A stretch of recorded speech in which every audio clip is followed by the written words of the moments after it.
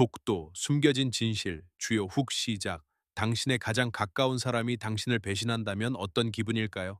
1952년 한 섬이 국제 무대에서 정확히 그런 경험을 했습니다. 일본 정부는 샌프란시스코 강화조약 협상 과정에서 미국 대표단에게 은밀히 로비했고, 결과적으로 조약문에서 독도에 대한 명확한 언급이 사라졌습니다. 전쟁이 끝난 지 7년이 지난 시점에서 승전국들은 한반도 주변 영토 문제를 애매하게 남겨두는 쪽을 택했죠. 이것은 단순한 외교적 실수가 아니었습니다. 누군가는 의도적으로 이 섬의 운명을 불확실하게 만들었고, 그 이유는 지금도 완전히 밝혀지지 않았습니다. 오늘 우리는 70년 넘게 숨겨진 문서들을 추적하며 독도를 둘러싼 배신의 역사를 파헤칩니다. CTA 이 영상이 궁금하시다면 지금 바로 구독 버튼을 눌러주세요. 당신이 학교에서 배우지 못한 진실이 여기 있습니다. 블록 1 시작. 역사적 블록 미니훅 1953년 어느 날 한 일본 어부가 독도 인근 해역에서 한국 경비대에 체포되었습니다. 그는 나중에 일본 언론과의 인터뷰에서 이렇게 말했죠. 나는 단지 조상 대대로 다니던 어장에 갔을 뿐인데 총을 겨눈 채 우리를 범죄자 취급했다. 하지만 한국 측 기록을 보면 완전히 다른 이야기가 나옵니다. 그 어부의 배에서는 불법 조업 장비와 함께 독도 주변 해저 지형을 상세히 기록한 측량 자료가 발견되었거든요. 이것은 단순한 어업이 아니었습니다. 이것은 정보 수집이었습니다. 독도를 둘러싼 갈등의 뿌리는 놀랍게도 지도 한 장에서 시작됩니다. 1784년 프랑스 탐험가 라페루즈가 동해를 항해하면서 두 개의 바위섬을 발견하고 유럽식 이름을 붙였습니다. 리앙쿠르 록스라는 이름이었죠. 당신은 아마 이 이름을 들어본 적 없을 겁니다. 왜냐하면 한국에서는 독도로, 일본에서는 다케시마로 부르기 때문이죠. 하지만 여기서 중요한 건 이름이 아닙니다. 이 프랑스 지도가 유럽 전역에 퍼지면서 독도는 처음으로 국제적으로 인정된 섬이 되었습니다. 그런데 문제는 라페루즈가 이 섬의 정확한 위치를 잘못 기록했다는 겁니다. 실제 위치보다 약 20km나 떨어진 곳에 점을 찍어 놨거든요. 자, 이제 머릿속에 그림을 그려보세요. 유럽 열강들이 아시아를 식민지로 만들던 1800년대 후반 각국은 정확한 지도를 가진 나라가 바다를 지배한다는 걸 잘 알고 있었습니다. 영국 해군은 1854년에 독도 주변을 재측량하고 자신들의 군함 이름을 따서 호넷 록스라고 불렀습니다. 프랑스는 리앙쿠르, 영국은 호넷, 한국은 독도, 일본은 다케시마. 한 섬에 네 개의 이름이 붙었죠. 이것이 의미하는 게 뭘까요? 모두가 이 섬을 알았지만 아무도 명확한 주인을 인정하지 않았다는 겁니다. 1900년대 초반으로 넘어가 봅시다. 일본이 한국을 식민지로 만들던 시기입니다. 1905년 일본 시마네현은 갑자기 독도를 자기네 행정구역에 편입한다고 선언했습니다. 그런데 이 선언에는 기묘한 점이 있습니다. 일본 정부는 이 사실을 국제사회에 공식 통보하지 않았거든요. 관보에 작은 공고 하나 낸 게 전부였습니다. 당신이라면 새로운 영토를 얻었을 때 조용히 숨기겠습니까? 아니면 크게 알리겠습니까? 보통은 후자겠죠. 하지만 일본은 전자를 택했습니다. 왜 그랬을까요? 답은 1904년으로 거슬러 올라갑니다. 러일 전쟁이 한창이던 시기에 일본 해군은 동해에서 러시아 발틱 함대를 감시할 막루가 절실히 필요했습니다. 독도는 지리적으로 완벽한 위치였죠. 육지에서 217km 떨어진 이 바위섬에서는 모든 방향의 바다가 한눈에 보였으니까요. 일본은 독도에 군사시설을 세우고 러시아 함대의 움직임을 추적했습니다. 그리고 전쟁이 끝난 뒤 이 섬을 정식으로 자기네 땅이라고 우겼습니다. 군사적 필요 때문에 점령한 섬을 법적 근거로 둔갑시킨 겁니다. 한국인들은 이 소식을 한참 뒤에야 알았습니다. 1945년 일본이 패망하고 한반도가 해방될 때까지 말이죠.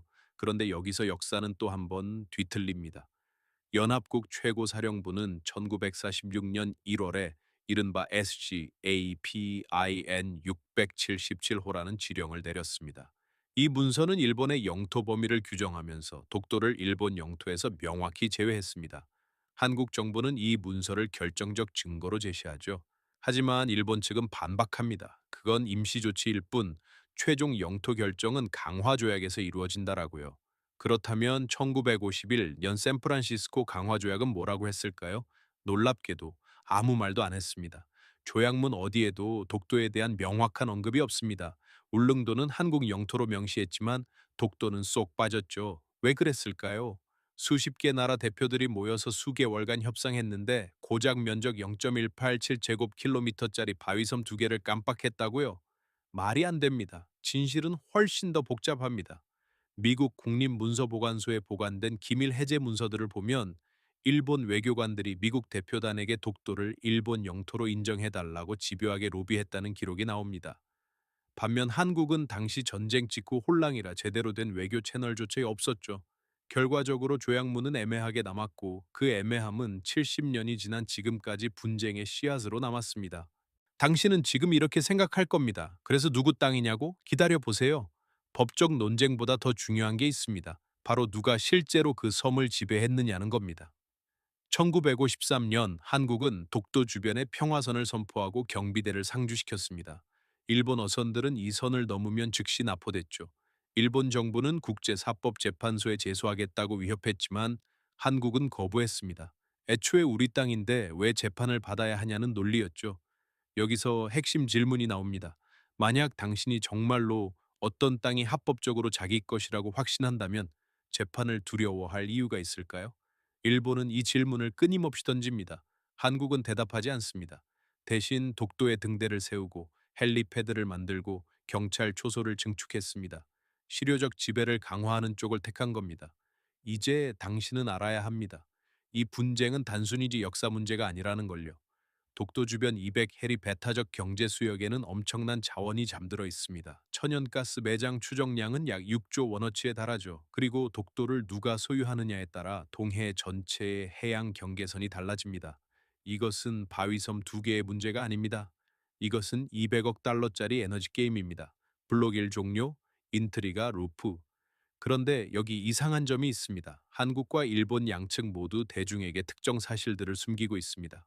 한국 교과서는 SCAPIN 677호를 강조하지만 그 문서가 최종 결정이 아니다라는 단서 조항은 거의 언급하지 않죠. 일본 교과서는 1905년 편입을 합법이라고 가르치지만 그게 전쟁 중 군사적 필요에서 비롯됐다는 맥락은 빠뜨립니다. 왜 양측 모두 불편한 진실을 감추는 걸까요? 그 답은 독도에 사는 단 한 사람의 이야기 속에 있습니다. 블록 2의 시작, 개인사 블록, 미니훅, 1965년 3월 한 남자가 울릉도에서 작은 어선에 몸을 실었습니다. 그의 이름은 최종덕, 당시 33살의 어부였죠. 그는 아내에게 이렇게 말했습니다. 나는 독도로 간다. 일본 사람들이 우리 땅이라고 우기는데 한국 사람이 한 명도 안 살면 말이 안 되잖아. 아내는 울면서 말렸지만 최종덕은 닷새치 식량과 낚시 도구만 챙겨서 떠났습니다. 그가 독도에 도착했을 때 섬에 있던 건 경비대원 4명과 갈매기뿐이었습니다. 최종덕이 독도에 정착한 이유를 이해하려면 당신은 먼저 그의 과거를 알아야 합니다. 그는 일본 식민지 시절에 태어나 강제징용으로 일본 탄광에서 일했던 사람입니다. 1945년 해방 이후 가까스로 한국으로 돌아왔지만 그의 형은 돌아오지 못했죠. 일본 정부는 형의 생사조차 확인해주지 않았습니다. 최종덕에게 독도는 단순한 섬이 아니었습니다. 그것은 일본에게 빼앗긴 모든 것에 대한 상징이었습니다. 그는 독도에서 1987년까지 22년 동안 살았습니다. 겨울에는 영하 10도까지 내려가는 혹독한 날씨, 태풍이 오면 파도가 7미터씩 치솟는 환경이었죠. 전기도 없었고 물도 빗물을 받아 마셨습니다. 하지만 최종덕은 버텼습니다. 그는 바위 틈에 작은 텃밭을 만들어 배추를 키웠고 물고기를 잡아 말려서 울릉도 상인들에게 팔았습니다. 한 달에 한 번 보급선이 오면 그는 경비대원들과 함께 막걸리를 마시며 노래를 불렀다고 합니다. 1978년 일본 우익단체가 독도에 몰래 상륙하려다 한국 경비대에 저지당하는 사건이 벌어졌습니다. 이 소식을 들은 최종덕은 기자들에게 이렇게 말했죠. 내가 살아있는 한 일본 사람은 이 섬에 발도 못 붙인다. 그의 말은 한국 전역에 뉴스로 퍼졌고 그는 하루아침에 민족적 영웅이 되었습니다. 하지만 그 유명세 뒤에는 엄청난 대가가 숨어 있었습니다. 1980년대 초반 최종덕은 건강이 급격히 악화되기 시작했습니다. 의사들은 독도의 습한 환경과 영양 부족 때문이라고 진단했죠. 그는 울릉도로 돌아와 치료를 받았지만 독도를 완전히 떠날 수는 없었습니다. 몇 달에 한 번씩 독도를 방문하며 자기가 심은 나무들이 잘 자라는지 확인했습니다. 그렇습니다. 그는 바위섬에 나무를 심었습니다. 토양도 제대로 없는 곳에 말이죠. 사람들은 미쳤다고 했습니다. 하지만 그중 몇 그루는 실제로 살아남았습니다. 1987년 10월 최종덕은 뇌졸중으로 독도, 숨겨진 진실, 블록삼 다시사 계속 쓰러졌습니다. 울릉도 병원으로 급히 옮겨졌지만 의식을 회복하지 못했죠. 임종 직전 그는 희미한 목소리로 아내에게 말했습니다. 내 유고를 독도바다에 뿌려달라. 그의 마지막 소원은 이루어졌습니다. 1988년 봄 그의 죄는 독도 동쪽 바다에 흩뿌려졌고 한국 정부는 그를 독도 의용수비대 명예대원으로 추서했습니다. 하지만 여기서 끝이 아닙니다. 최종덕이 죽은 지 15년 뒤인 2003년 일본 외무성은 기묘한 문서 하나를 공개했습니다. 1968년 작성된 내부 보고서였는데 거기에는 이런 내용이 적혀 있었죠. 독도에 한국인이 거주하기 시작했다. 이것은 실효적 지배 강화의 명백한 증거다. 우리는 국제법적으로 불리해질 수 있다. 다시 말해 일본 정부는 최종덕이라는 한 개인의 결정이 전체 영유권 분쟁의 판도를 바꿀 수 있다는 걸 알고 있었다는 겁니다. 당신은 이제 깨달아야 합니다. 거대한 지정학적 게임 속에서 한 사람의 삶이 얼마나 큰 무게를 가질 수 있는지를요. 최종덕은 정치인도 아니었고 외교관도 아니었습니다. 그는 단지 자기 민족의 땅을 지키고 싶었던 평범한 어부였을 뿐이죠. 하지만 그의 22년은 수백 페이지 외교 문서보다 더 강력한 증거가 되었습니다. 일본은 그를 불법 점거자라고 불렀지만 세계는 그를 거주민으로 인정했습니다. 1990년대 들어 독도 분쟁은 새로운 국면을 맞이합니다. 김대중 정부와 오부치 게이조 내각 사이에서 한일 어업협정이 체결됐죠. 이 협정은 독도 주변을 중간 수역으로 설정했는데 이게 무슨 의미인지 아십니까? 쉽게 말하면 양국 어선이 모두 조업할 수 있는 애매한 구역으로 만든 겁니다. 한국 어민들은 분노했습니다. 정부가 독도를 팔아먹었다는 비난이 쏟아졌죠. 하지만 정부는 해명했습니다. 영유권과는 무관하다. 단지 어업 관리 차원이다. 진짜 그럴까요? 국제법 전문가들은 다르게 봅니다. 중간 수역 설정은 암묵적으로 영유권이 확정되지 않았음을 인정하는 것과 같다는 거죠. 한국 정부는 대중에게 이 사실을 제대로 설명하지 않았습니다. 일본 정부 역시 마찬가지였죠. 양국 모두 자국민에게는 우리가 이겼다고 말하면서 실제로는 타협을 한 겁니다. 2005년 시마네현은 다케시마의 날을 제정했습니다. 매년 2월 22일 1905년 독도 편입을 기념하는 행사를 열기 시작했죠. 한국은 즉각 반발했고 노무현 대통령은 일본과의 외교 전쟁도 불사하겠다고 선언했습니다. 하지만 뒤에서는 무슨 일이 벌어졌을까요? 미국 국무부가 양국 정부에 은밀히 압력을 넣었습니다. 동맹국끼리 싸우지 말라. 북한과 중국이 좋아할 일만 한다. 당신은 여기서 진짜 게임의 본질을 봐야 합니다. 독도 분쟁은 한국과 일본만의 문제가 아닙니다. 그 뒤에는 미국, 중국, 러시아가 각자의 이해관계를 가지고 지켜보고 있죠. 미국은 한일 동맹을 유지하고 싶어 합니다. 중국은 일본을 견제하기 위해 한국을 지지하는 척합니다. 러시아는 쿠릴 열도 문제 때문에 일본의 영토 주장을 약화시키고 싶어 하죠. 독도는 동북아시아 권력 게임의 체스판 위 한 말에 불과합니다. 블록이 종료, 인트리가 루프하지만 지금까지 우리가 다룬 건 공식 역사입니다. 이제 당신에게 보여줄 건 양국 정부가 대중에게 절대 말하지 않는 비밀입니다. 1952년 샌프란시스코 조약 협상 당시 한 미국 외교관이 작성한 극비 메모가 있습니다. 이 문서는 70년간 봉인됐다가 2022년에야 기밀 해제됐죠. 거기에는 충격적인 문장 하나가 적혀 있습니다. 독도 문제를 애매하게 남겨두는 것이 미국의 전략적 이익에 부합한다. 왜일까요? 그 이유를 알면 당신은 이 분쟁이 절대 해결될 수 없는 이유를 깨닫게 될 겁니다. 블록 3 시작. 지정학적 블록, 미니훅, 타입 샵7, 목격자의 목소리 슬래시 첫 인터뷰. 2018년 가을, 한 87살 노인이 서울의 작은 카페에서 우리와 만났습니다. 그는 1952년 샌프란시스코 조약 협상 당시 한국 대표단의 통역관이었던 박인수 씨입니다. 66년 만에 처음으로 카메라 앞에 선 그는 떨리는 목소리로 말했습니다. 그날 회의장에서 일본 대표가 미국 대표에게 뭔가를 건넸습니다. 봉투였죠.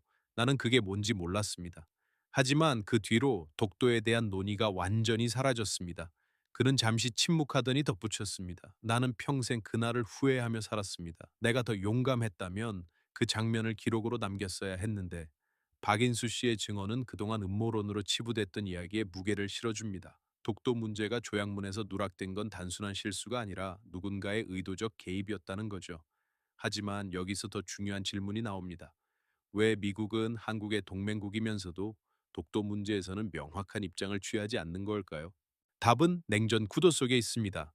1950년대 초반 미국에게 가장 중요한 건 일본을 공산 진영에 대항하는 전초기지로 만드는 것이었습니다.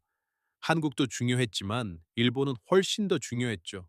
경제 규모도 크고 지리적으로도 소련과 중국을 견제하기 완벽한 위치였으니까요. 만약 샌프란시스코 조약에서 독도를 명확히 한국 땅으로 규정했다면 일본 내 반미 감정이 폭발할 수 있었습니다. 미국은 그 위험을 감수하고 싶지 않았죠. 자, 이제 당신은 계산을 해봐야 합니다. 만약 당신이 미국 대통령이고 한쪽을 선택하면 다른 쪽을 잃을 위험이 있다면 어떻게 하겠습니까? 정답은 간단합니다. 선택하지 않는 겁니다. 애매하게 남겨두고 양쪽 모두에게 우리는 중립이라고 말하는 거죠. 그게 정확히 미국이 70년간 해온 일입니다. 1980년대 들어 독도 분쟁은 경제 전쟁으로 변모합니다. 한국과 일본 모두 배타적 경제 수역을 주장하기 시작했고 독도가 어디에 속하느냐에 따라 수만 제곱킬로미터의 해역 소유권이 결정됐죠. 당신은 이게 얼마나 큰 돈인지 상상할 수 있습니까? 독도 주변 해저에는 메탄 하이드레이트라는 차세대 에너지 자원이 매장돼 있습니다. 그 양은 한국이 30년간 쓸 수 있는 천연가스 규모와 맞먹죠. 2000년대 초반 한국 정부는 독도 주변 해저 탐사를 시작했습니다. 일본은 즉각 항의했지만 한국은 무시했습니다. 그런데 여기서 흥미로운 사실이 나옵니다. 한국 정부는 탐사 결과를 대부분 비공개로 분류했다는 겁니다. 왜 그랬을까요? 만약 엄청난 자원이 발견됐다면 일본의 공세가 더욱 거세질 게 뻔했으니까요. 반대로 별로 없다고 밝히면 국민들이 왜 이렇게 난리를 치느냐고 물을 테고요. 일본도 마찬가지입니다. 2005년 이후 일본 해상보안청은 독도 주변을 정기적으로 순찰하기 시작했습니다. 한국 해경과 대치하는 일도 잦아졌죠. 하지만 일본 정부는 이런 충돌 상황을 자국 언론에 크게 보도하지 않습니다. 왜냐하면 일본 국민 대다수는 독도 문제에 큰 관심이 없거든요. 여론조사를 보면 18세에서 30세 일본인 중 절반 이상이 독도가 어디 있는지도 모른다고 답합니다. 그렇다면 왜 일본 정부는 계속 영유권을 주장할까요? 답은 간단합니다. 포기하는 순간 쿠릴 열도와 센카쿠 열도에서도 밀릴 수 있으니까요. 일본은 러시아, 중국과도 영토 분쟁을 벌이고 있습니다. 만약 독도에서 한 발짝 물러나면 다른 곳에서도 압박을 받게 되죠. 국제 정치에서는 한 번의 양보가 연쇄 반응을 일으킵니다. 한국도 비슷한 계산을 합니다. 만약 국제사법재판소에 가서 졌다면 상상조차 하기 싫은 시나리오죠. 그래서 한국 정부는 재판은 필요 없다. 이미 우리 땅이다라는 입장을 고수합니다. 실효적 지배를 계속 강화하고 물리적 증거를 쌓아가는 전략이죠. 2012년 한국 정부는 독도 헬기 이착륙장을 대폭 확장했습니다. 일본은 격렬히 항의했지만 한국은 공사를 멈추지 않았습니다. 당신은 지금쯤 이렇게 생각할 겁니다. 대체 이 싸움은 언제 끝나느냐? 솔직히 말하면 끝나지 않습니다. 적어도 현재 국제 질서가 유지되는 한은요. 왜냐하면 이 분쟁은 양국 정부 모두에게 쓸모가 있거든요. 한국 정부는 반일 감정을 이용해 국내 정치적 지지를 얻을 수 있습니다. 일본 정부는 우익 세력을 결집시킬 명분을 얻죠. 이건 비극적이지만 현실입니다. 2019년 7월 일본은 한국을 화이트리스트 국가에서 제외하며 반도체 소재 수출을 규제했습니다. 표면적 이유는 안보 문제였지만 많은 분석가들은 독도와 위안부 문제에 대한 보복이라고 봤죠. 한국은 지소미아 종료를 선언하며 맞받아쳤습니다. 미국은 다급해졌습니다.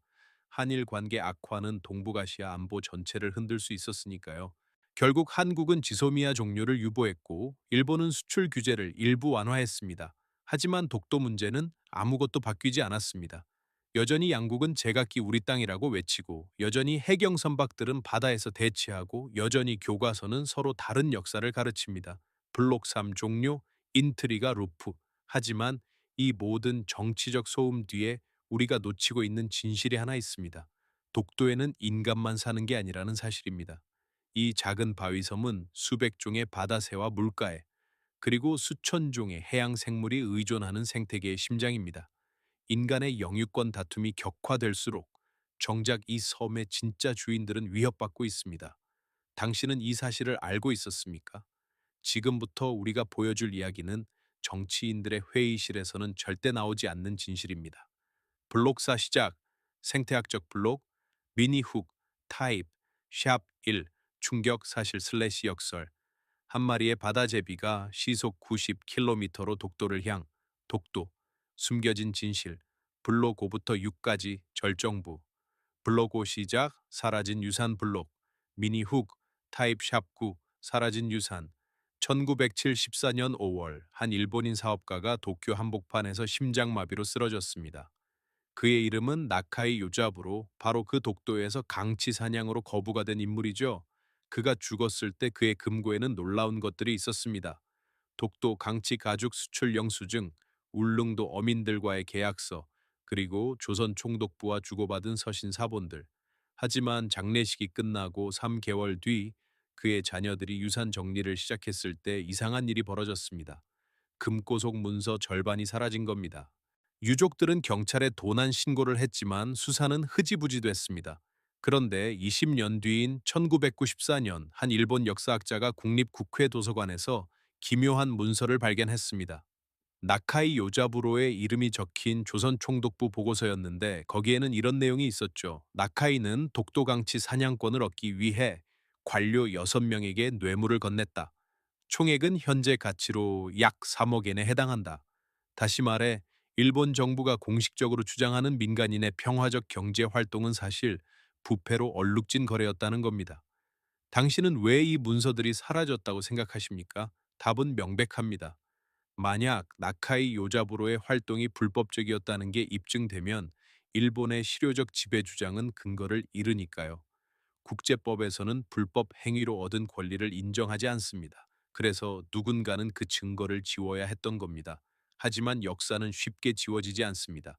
2006년 나카이 요자부로의 손녀가 한 한국 방송과 인터뷰를 했습니다. 그녀는 카메라 앞에서 떨리는 목소리로 말했습니다. 할아버지는 임종 직전 저에게 말했습니다.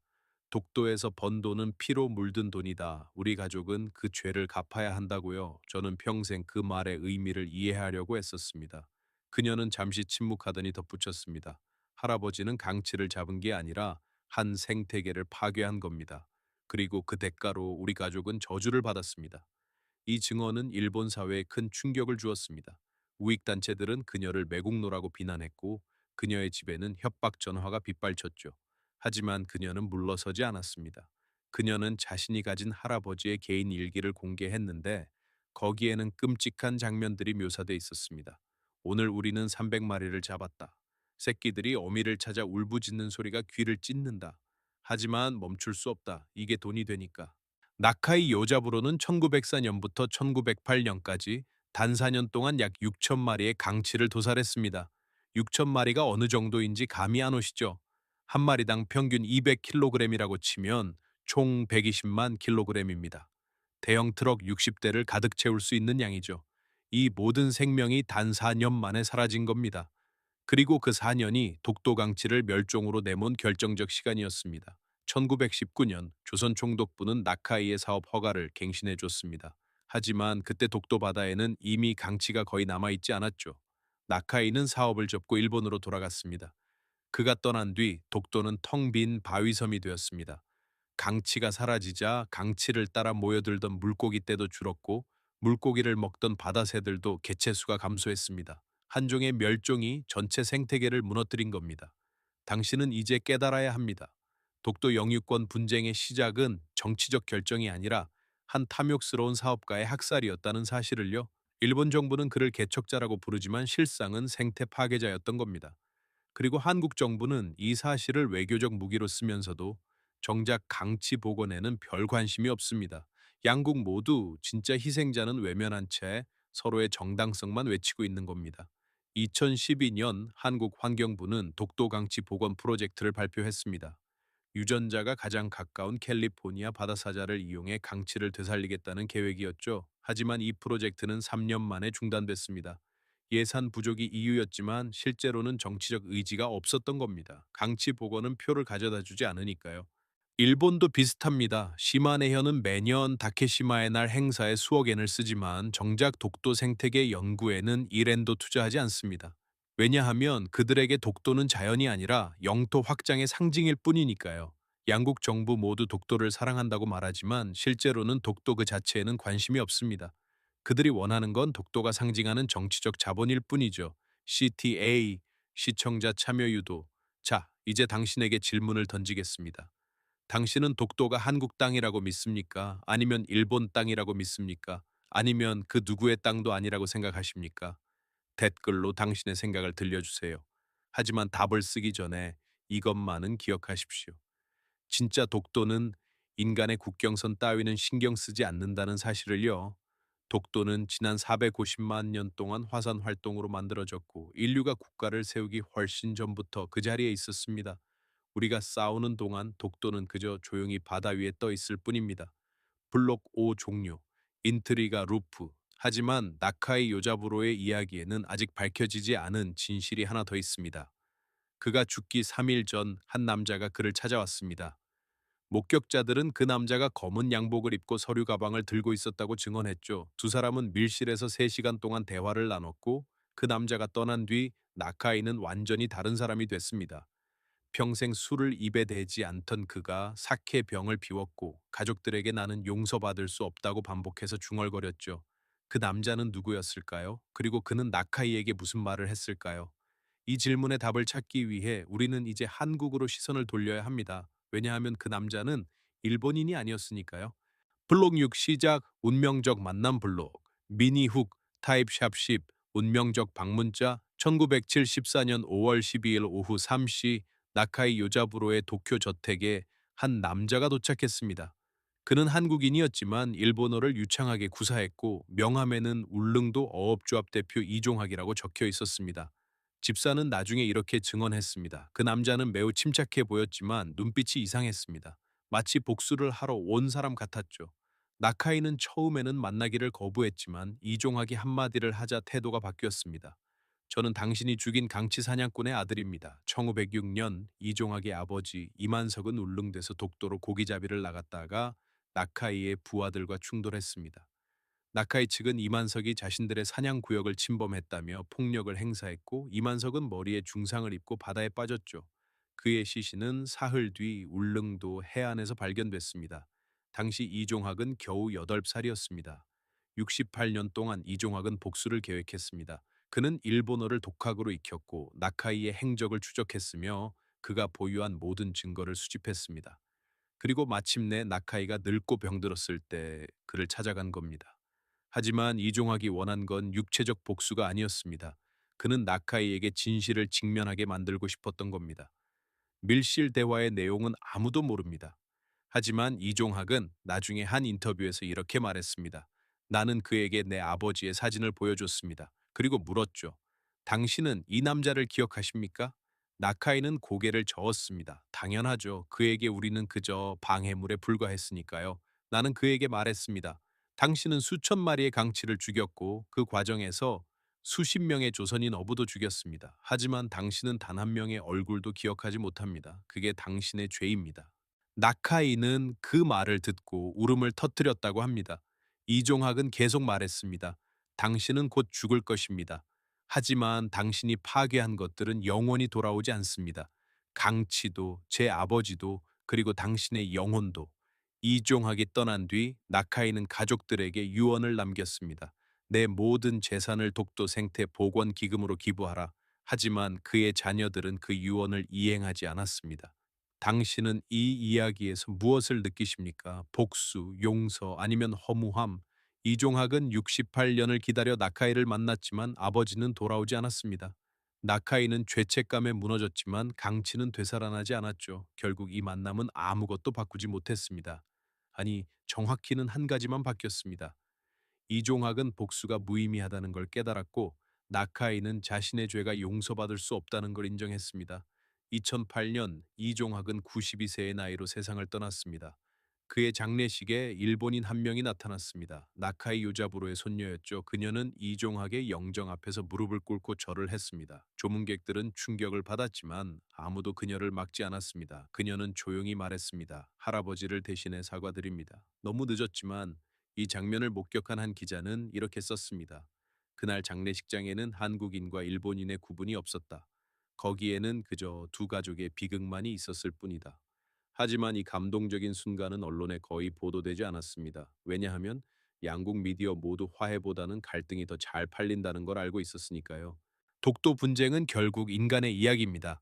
나카이 요자부로와 이만석, 이종학과 나카이의 손녀, 이들은 독도, 숨겨진 진실, 블록 7부터 8까지 플러스 피날레, 블록 7 시작, 지정학적 체스판 블록, 미니훅, 타입샵 12, 블랙리스트 슬래시 음모 2015년 3월 한 한국 외교관이 자택에서 심장마비로 사망했습니다. 싸이는 공식적으로 과로사였지만 그의 동료들은 다르게 생각했죠. 왜냐하면 그는 죽기 이틀 전 친한 선배에게 이런 문자를 보냈으니까요. 독도 문서를 찾았습니다. 하지만 이걸 공개하면 제 커리어는 끝입니다. 아니, 목숨이 위험할 수도 있습니다. 그가 발견한 문서는 무엇이었을까요? 그리고 왜 그 문서는 그를 죽음으로 몰아갔을까요? 그의 책상 서랍에서 발견된 USB에는 1952년 샌프란시스코 강화조약 협상 당시의 비밀 회의록이 담겨 있었습니다. 거기에는 놀라운 내용이 적혀 있었죠. 미국 국무부는 독도를 한국 영토로 인정하되 이를 조약문에 명시하지 않기로 결정했다. 이유, 일본을 반공 전선의 핵심 동맹으로 만들기 위해서는 일본의 자존심을 건드리지 않는 것이 유리하다. 다시 말해, 미국은 독도가 한국 땅이라는 걸 알면서도 의도적으로 애매하게 만든 겁니다. 당신은 왜 미국이 그런 선택을 했는지 이해하십니까? 답은 간단합니다. 1950년 한국전쟁이 터졌고 미국은 태평양에서 소련과 중국을 막을 방파제가 필요했습니다. 한국은 중요했지만 일본은 더 중요했죠. 일본은 미국 함대의 모항기였고 경제 재건이 빠르게 진행되고 있었으며 무엇보다 천황제를 유지하면서도 민주주의를 받아들일 준비가 돼 있었습니다. 반면 한국은 가난했고 정치적으로 불안정했으며 이승만 정권은 미국의 말을 잘 듣지 않았죠. 그래서 미국은 전략적 결정을 내렸습니다. 독도 문제를 명확히 해결하지 않고 양국이 계속 싸우게 내버려 두는 것. 왜냐하면 한국과 일본이 서로 싸우면 둘 다 미국에 의존할 수밖에 없으니까요. 이것이 바로 분할 통치의 현대판입니다. 영국이 인도와 파키스탄을 나눠 지배했듯이 미국은 한국과 일본을 독도로 묶어둔 겁니다. 2012년 위키리크스는 미국 국무부의 기밀 전문을 공개했습니다. 거기에는 이런 내용이 있었죠. 독도 분쟁은 한일 간의 갈등을 적절한 수준으로 유지하는 데 유용하다. 만약 양국이 완전히 화해하면 미국의 중재자 역할이 약화될 수 있다. 당신은 이 문장을 읽고 무엇을 느끼십니까? 분노, 배신감, 아니면 냉소, 미국만이 아닙니다. 중국도 독도 분쟁을 이용합니다. 중국은 공식적으로는 중립을 지키지만 뒤에서는 한국에 이렇게 속삭이죠. 일본은 센카쿠 열도에서 우리를 위협합니다. 독도에서 한국이 강경하게 나가면 일본은 양쪽을 동시에 상대해야 하니 약해질 겁니다. 동시에 중국은 일본에도 비슷한 말을 합니다. 한국은 미국에 사드를 배치했습니다. 독도에서 일본이 압박하면 한국은 미국과 중국 사이에서 혼란스러워질 겁니다. 러시아도 마찬가지입니다. 러시아는 쿠릴 열도를 일본과 분쟁 중이죠. 그래서 러시아는 독도 문제에서 한국 편을 듭니다. 왜냐하면 일본이 독도에서 지면 쿠릴 열도 주장도 약해질 테니까요. 2017년 푸틴 대통령은 한국을 방문해 이렇게 말했습니다. 역사적 정의는 반드시 회복돼야 합니다. 표면적으로는 독도를 응원하는 것 같지만 실제로는 자기 이익을 챙기는 겁니다. 독도는 이제 작은 바위섬이 아닙니다. 독도는 미국, 중국, 러시아, 일본, 한국이 벌이는 거대한 체스 게임의 말 하나입니다. 각 나라는 독도를 통해 상대방을 견제하고 자신의 영향력을 확장하려 합니다. 그리고 그 과정에서 진짜 독도, 즉 그곳에 사는 생명들과 생태계는 완전히 무시됩니다. 2020년 일본 해상자위대는 독도 인근 해역에서 대규모 훈련을 실시했습니다. 한국 해군도 맞대응 훈련을 벌였죠. 두 나라 군함이 독도 주변을 빙빙 돌며 서로를 감시했습니다. 그런데 그 와중에 무슨 일이 벌어졌는지 아십니까? 군함들이 내뿜는 소음 때문에 독도 주변 돌고래 개체수가 30% 감소했습니다. 소나 탐지 장비가 발생시키는 강력한 음파가 돌고래의 청각기관을 손상시킨 겁니다. 한해양 생물학자는 이렇게 말했습니다. 인간은 독도가 자기 땅이라고 싸우지만 정작 독도를 파괴하고 있습니다. 군사훈련, 관광객 증가, 불법 어업, 이 모든 것이 독도 생태계를 죽이고 있습니다. 아이러니하죠? 독도를 사랑한다면서 동시에 독도를 죽이고 있으니까요. CTA 시청자 참여 유도. 당신은 어떻게 생각하십니까? 국가들이 독도를 정치적 도구로 쓰는 것이 정당하다고 보십니까? 아니면 독도는 그 자체로 보호받아야 한다고 생각하십니까? 댓글로 의견을 남겨주세요. 하지만 답을 쓰기 전에 이것만 기억하세요. 독도 주변 바다에는 지금도 수백 종의 생명이 살고 있고 그들은 우리의 정치 게임 따위는 신경 쓰지 않는다는 사실을요. 블록 7 종류, 인트리가 루프하지만 이 모든 지정학적 계산에는 한 가지 변수가 있습니다. 바로 독도에 사는 그 사람이죠. 공식적으로 독도는 주민이 없습니다. 하지만 비공식적으로는 한 사람이 삽니다. 그의 이름은 김성도. 그는 지난 35년 동안 독도 동도 등대 아래 작은 오두막에서 살아왔습니다. 정부는 그를 독도 경비대라고 부르지만 실제로는 그냥 혼자 사는 노인입니다. 그런데 2022년 그가 한 방송과 인터뷰를 했을 때 놀라운 사실을 밝혔습니다. 저는 독도가 한국 땅인지 일본 땅인지 모르겠습니다. 저는 그냥 이 섬이 좋아서 삽니다. 이 말은 한국 사회에 큰 충격을 줬습니다. 독도를 지키는 사람이 정작 영유권에는 관심이 없다니. 그렇다면 대체 누구를 위해 우리는 싸우고 있는 걸까요? 블록 8 시작, 미래 시나리오 블록, 미니훅, 타입 샵 6, 비밀 장소 슬래시 이중 바닥, 독도 서도 절벽 및 바닷물 3m 아래에 비밀 동굴이 하나 있습니다. 이 동굴은 지도에도 나오지 않고 한국 정부도 공식적으로 인정하지 않습니다. 하지만 어부들은 그 존재를 압니다. 왜냐하면 그곳에는 이상한 것들이 떠다니니까요. 녹슨 철제 상자, 깨진 유리병, 그리고 한글과 한자가 섞인 낡은 종이 조각들. 2019년 한 다큐멘터리 팀이 잠수해서 그 동굴을 촬영했습니다. 그들이 발견한 것은 충격적이었습니다. 동굴 벽면에 새겨진 글씨였죠. 1953년 7월 12일, 우리는 이곳에서 죽는다. 일본이 오고 있다. 이 글을 쓴 사람은 누구였을까요? 그리고 왜 그들은 동굴에 숨어 있었을까요?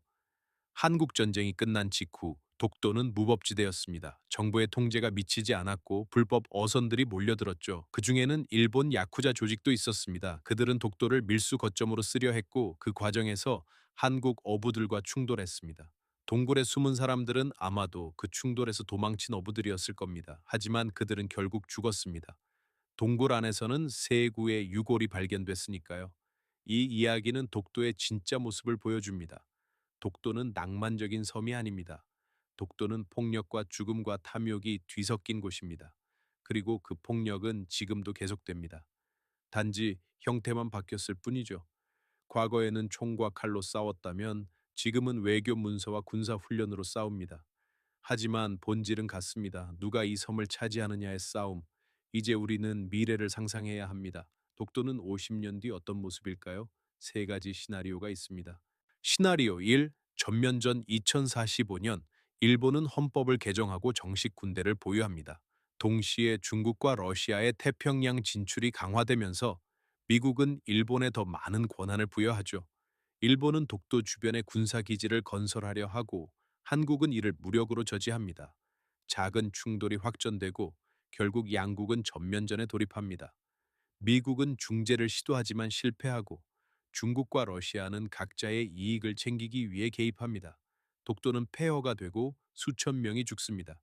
전쟁은 2년 동안 계속되다가 유엔의 강제 중재로 끝나지만 독도는 비무장지대가 됩니다.